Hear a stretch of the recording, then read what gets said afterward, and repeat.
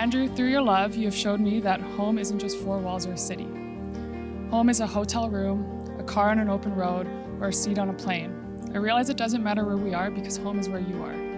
This is because when I look at you, I see love and joy.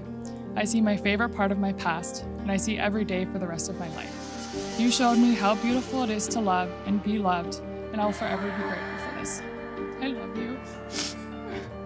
Madison, I love you more than words can express, and I'm yours now and forever.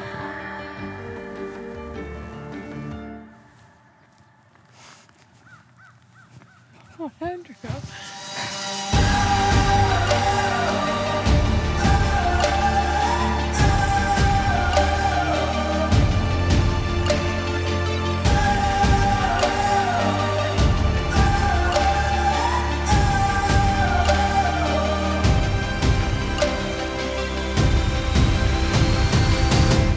Aw, you cried.